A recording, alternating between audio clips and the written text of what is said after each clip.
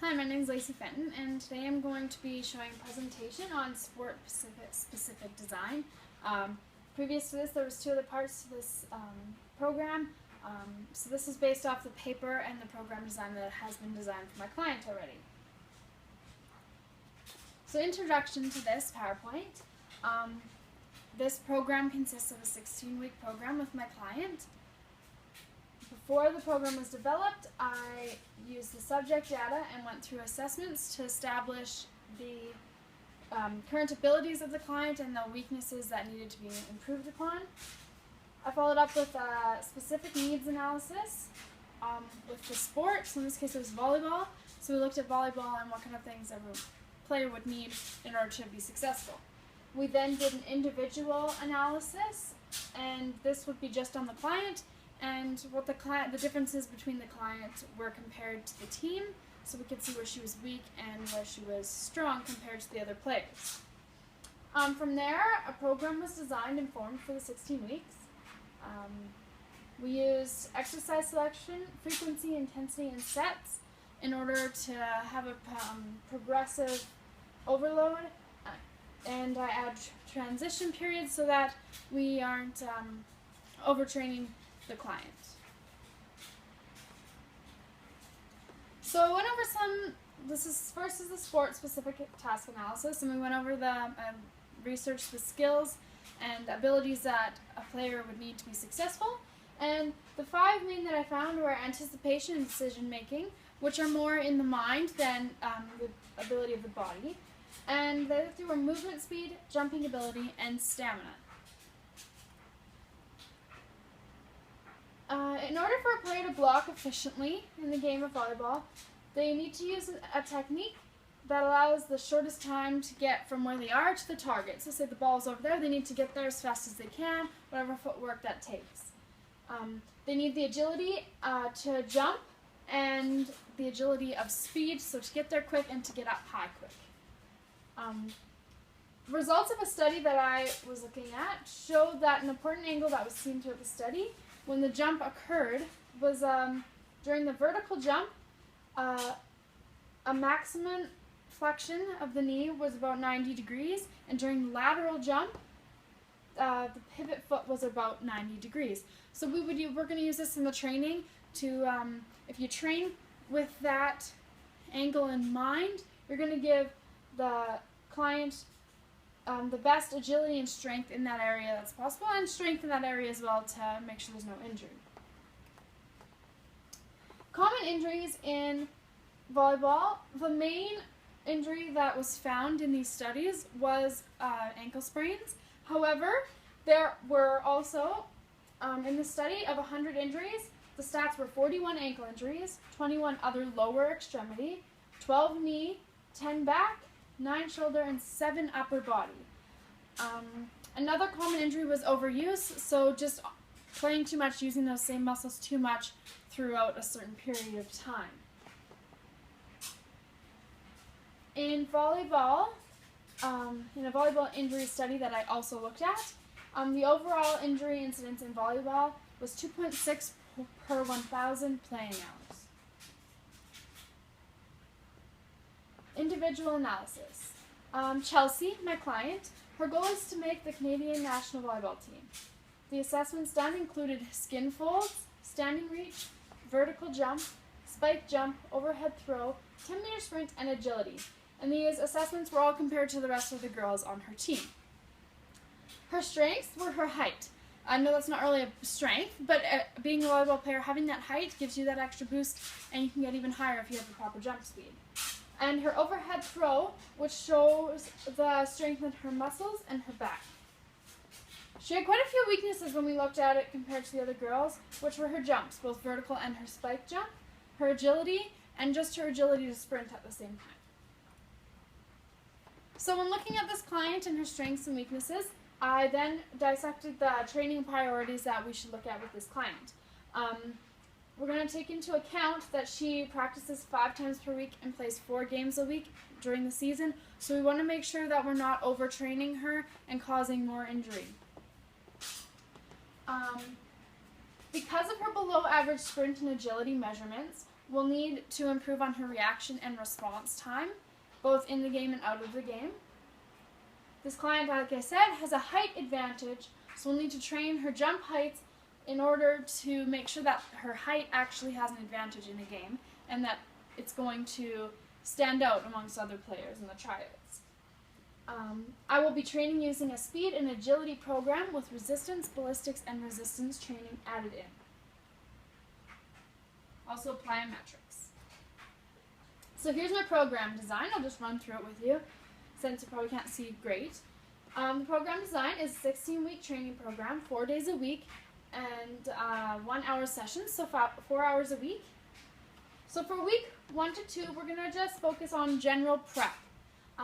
We're going to look at speed techniques and use low plyometrics and just a strength.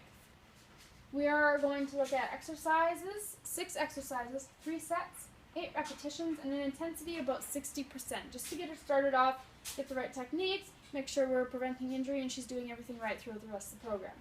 Then we're going to have transition period the next week where we're always going to do endurance. We'll do 2 days that week. Weeks 4 and 5, general prep. So that's when we're going to look at techniques still for speed, and we're going to bump up the plyometrics and still make sure we're doing everything right. And we are going to just bump up the sets by 1. Next, again, transition, and we're going to do it 3 days a week. Next, week 7 to 9 is sport specifics. We're going to look at exercises specifically for volleyball. So that in all the different sections, we're going to be making sure that it's specific to volleyball. 8 exercises, 3 sets, 5 repetitions, and an intensity of 70%, so we're bumping the intensity up. Then transition week, where we're going to stay up 3 days a week. Weeks 11 through 13, again, sport specific. We're going to add in ballistic training, which just makes it a little more difficult on the muscles so that you're increasing strength and balance. We're going to bump up the intensity to 75% and the sets to 4%. Week 14 is going to be endurance as well. Then 15 to 16 weeks, which is the last 2 weeks in her training, it's going to be pre-comp. So we're going to bring the intensity back down, the sets back down. Exercises are 8, sets are 4, repetitions are 5, and intensity is 70%.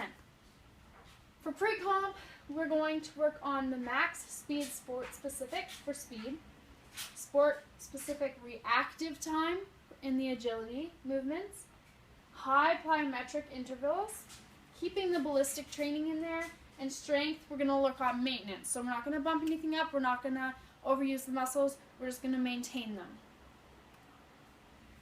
So I'm just going to go over a few of I'm not going to name them all that are on here, but some of the exercises. So speed exercises, and we're going to go over 2 of these. The 2 we're going to go over later are the butt kicks, which are going to be just on technique. And we are also going to do rope skipping, which is an endurance speed movement. So in the speed exercises, I have technique, max speed, overspeed, endurance, and sport specific. For agility, I have ladder drills, shuttle runs, and pylon drills. All of these are of different intensities for progressive overload. Strength exercises, I have both strength and power. Strength is like a deadlift or a tricep extension. Power is more of a step up or an overhead throw where it's a power explosion.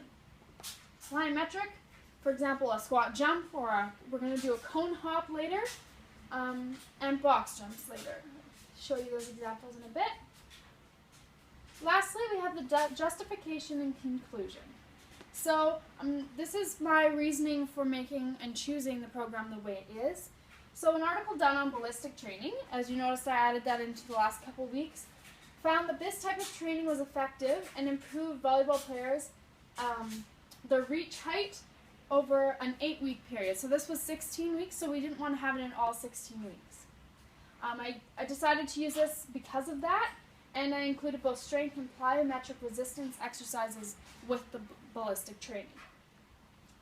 It was also stated that a squat jump performed on a force plate noted to be one of the most noticeably helpful exercises in jumping. So that's just your basic squat jump on a force plate. The strength and plyometric training aid in volleyball player by training the muscles to jump and quickly react once the ball has been made. So strength and plyometric is your power. That's the force that's going to make the muscles contract into the power movements. And adding ballistics into those exercises just makes them more powerful and stronger. The speed and agility portions of this program are to improve on the client's weaknesses, as we talked in the introduction, and the assessments. Going into the program, she was lower than most of the other girls on the team, so that's why I focused on agility and speed. In the tryout, they're going to be looking for someone who's fast under the net and quick to respond. If we can improve on that speed and agility just by using simple speed and agility drills, she's way more likely to get a spot on the team. Going into the training program, the client seemed good with stamina and cardio shape. However, I added in the endurance in the transition weeks just to make sure she was maintaining that and not losing it with the other types of training. By following this 16-week program, this client should reach full potential and reach her goal by the end of that time. So now I just have a page of references. Next, I'm going to go over 4 different exercises to show you the periodization in this program with a client.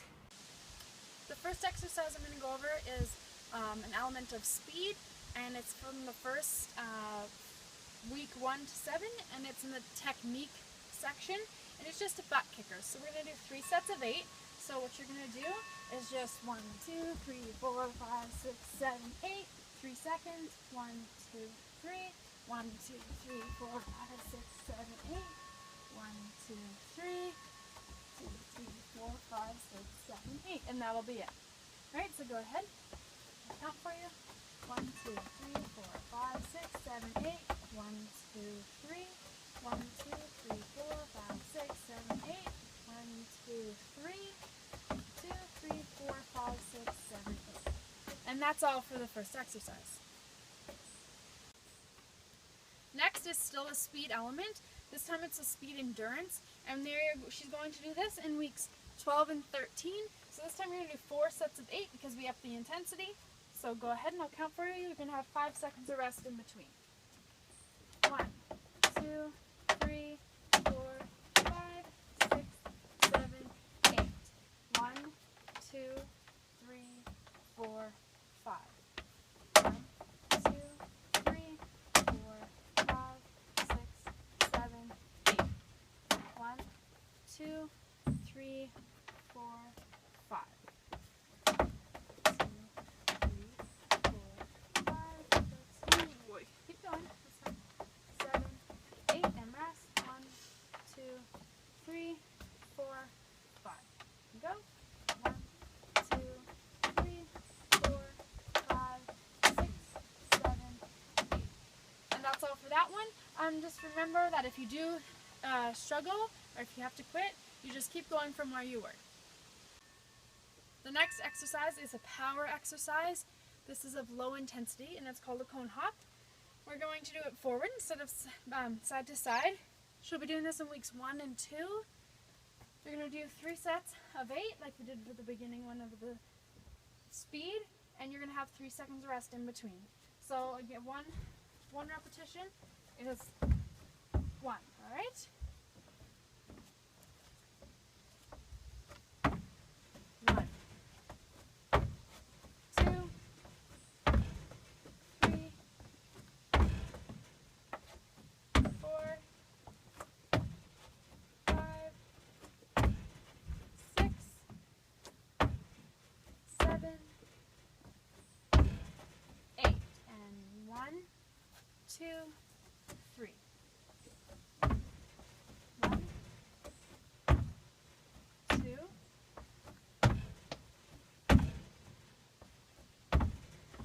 4, 5, 6.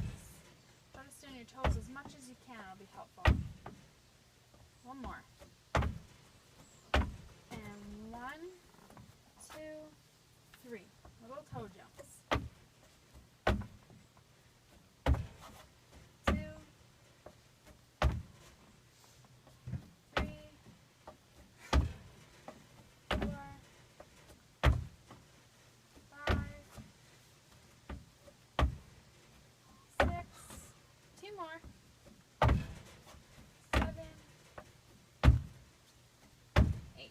And that's all for that one. Next is box run steps, and this is a high intensity power. She's going to do this in weeks 11 through 16. So we're going to do 4 sets of 8 with 5 seconds of rest. So all it is like this. Alright, and 1 repetition is every time your feet touch the ground, that's 1. Alright, whenever you're ready.